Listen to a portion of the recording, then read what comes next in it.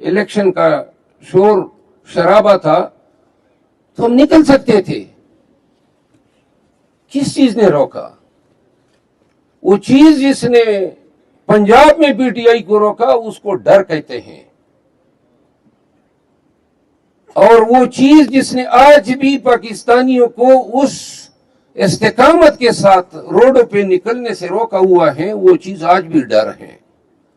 मैं कसम उठा के कहता हूं, मुझे 30,000 पाकिस्तानी दे दे जिगरे वाले, खुदा की कसम कि आपका मैंडेट भी आपके कदमों में पड़ा होगा और खान की आजादी भी होगी। 30,000 पाकिस्तानी चाहिए।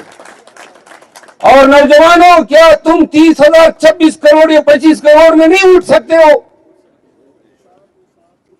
नहीं उठ सकते हो। क्या है इनके पास? गने हैं, डंडे हैं, शेल है। तो क्या हम इस मुल्क की आइंदा नस्लों के लिए नहीं कह सकते हैं? और क्या रह गया इस मुल्क में? न इंसानी आजादी है, न बुनियादी हकूक है, न औरत का एहतराम है, न बच्चों पे शफकत है। जुल्म है, जबर है, तारीकी है, डकोसला है, बदमाशी है, गुंडागर्दी है।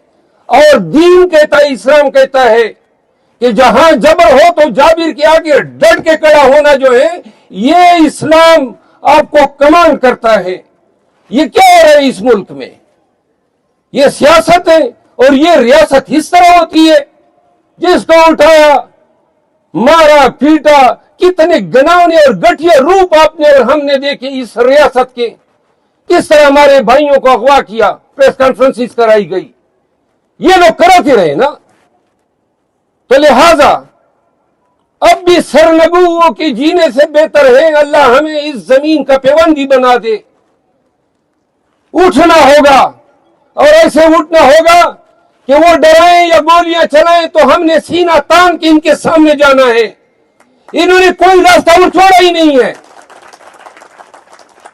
30,000 पाकिस्तानी जवान मुझे मिल जाए, मैं कसमान कहता हूं कि इस रियासत की बदमाशी इसके पीछे रास्ते से निकलेगी।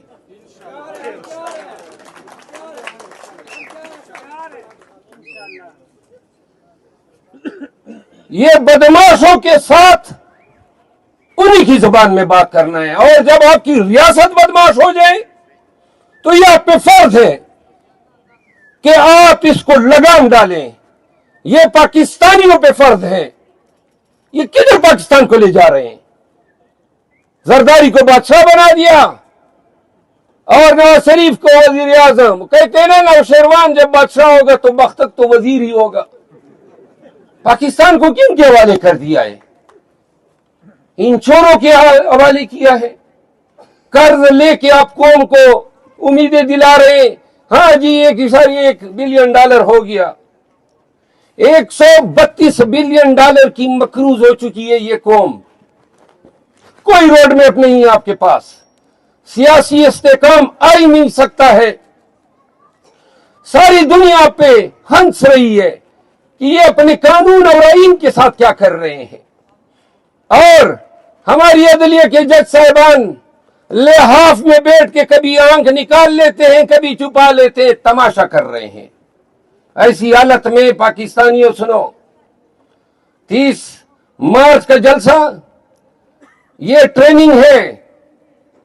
30 मार्च का जलसा हम मिन्नतें करते हैं आपकी पाकिस्तानियों। आपको कहते हैं ये जंग कहां हमारी जंग है, ये पूरे मुल्क की जंग है, पूरी कौम की जंग है। हम चाहते हैं आप आए और इस रियासत को भी बताएं और इस दुनिया को भी बताएं कि पाकिस्तान में जो डाका हुआ है, पाकिस्तान में जो मकबूल लीडर बेगुनाह पाबंद सलासल है, कौम इसको नहीं मानती है। इसकी छोटी सी कीमत है, छोटी सी कीमत है, और वो आपके 5-6 घंटे है। तो खवातीन और हज़रात और वो लोग जो इस कैमरे की आंख से देखेंगे, क्या अपने बच्चों की मुस्तकबिल के लिए खान किसकी जंग लड़ रहा है? कौन सी हमारी? हम तो अपनी जिंदगी गुजार गए। ये हमारे आने वाले बच्चों की जंग है।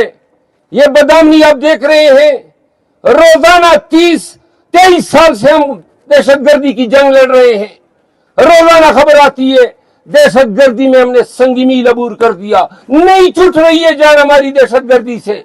ये भी तुम्हारी नाकामी है। सरहदों पे आग लगी हुई है, कबायली इलाकों में इधर तालिबान इधर फौज है, और आप लोग मैंडेट की चोरी में लगे हैं। गिनती के नाम पे आप हमारी सीटें छीन रहे हैं। ये आप न ईरान के साथ आपके ताल्लुकात है, न अफगानिस्तान के साथ है, न इंडिया के साथ है, चाइना के साथ बुग़्ज़ बना लिया। दुनिया में कौन सा ऐसा मुल्क है जिसके साथ आपके